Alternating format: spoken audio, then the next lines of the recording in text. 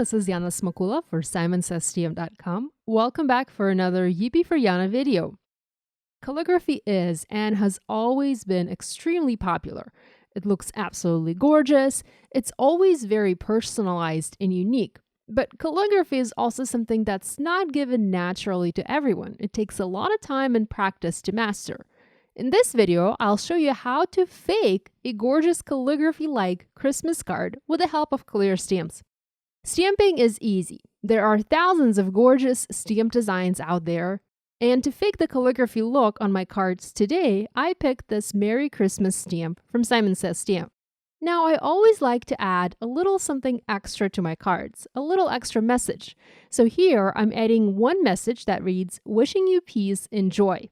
You can add anything you like to your card, or you can skip it altogether. Because I'm using a calligraphy-like sentiment today and a clear stamp to make it, I can actually reproduce the same writing however many times I like. And I don't need any skills to do calligraphy or any special pens or inks that are required for that.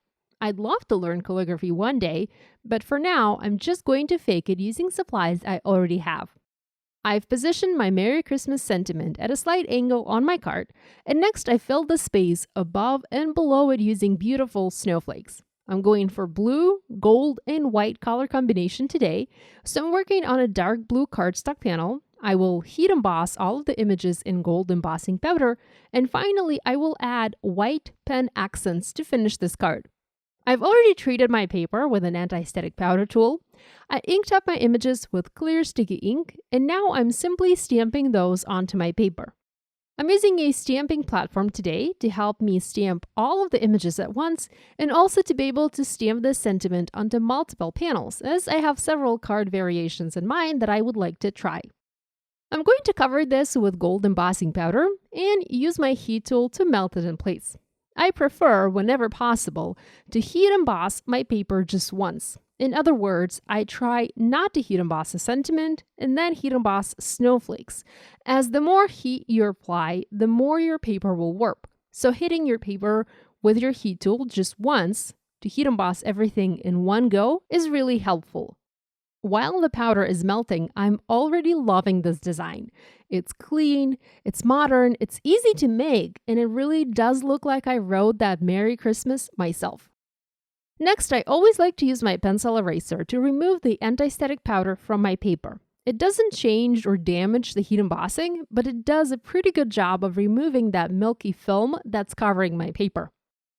The next step is to add some personalized touches to the sentiment. I have my trusty white pen, and I'm going to use it to add white shadows next to the writing.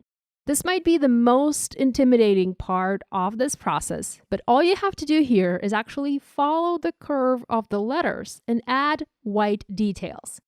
Practice on a piece of scrap paper if you don't feel comfortable doing this on your project. Here, I've outlined the letters and I added that white shadow. It looks pretty cool, right? I really love this look and effect. Now, if you decide to go with a different color combo, you can use a gel pen in different color too. Maybe you stamp your sentiment in silver and would like to use a black pen to add shadow instead. Now, I'm just using jewels from Pretty Pink Posh to decorate each of the snowflakes and also some of the empty spaces in between. I really love doing this lately, adding those jewel embellishments onto my cards. They look very elegant and even expensive, I would say. They do take time to add as you are adding every single of those jewels by hand, but the end result is worth the effort. They also don't make your card too bulky. It is still a one-layer project and can go through the mail nicely. Now, if you don't have snowflake images in your stash, or maybe you'd like to add something else besides the snowflakes, I have two more ideas for you. Here, I used a large light bulb image from another stamp set from Simon Says Stamp and stamped a number of lights above and below my sentiment. I love the size of this particular image. It complements that large Merry Christmas perfectly. Now, there's no string to the lights, so you'll have to improvise here a little bit. I used a pencil to pencil the light string in. Once I was confident where and how I wanted it to be on my card, I used my white pen again and drew it on my project. It was scary, I'm not gonna lie, but I'm glad I tried. Another modern Christmas card design is almost done. Once again, I added the white pen shading to the sentiment, and I also used my white pen to color parts of the lights. To color the lights themselves, I used my shimmer pen from Tonic Studios, and I added 3 coats of shimmer to each of the lights. You can, if you want to, color these using colored pencils to make them multicolor or all of the same color besides blue. But adding just shimmer worked really well for what I had in mind for this card.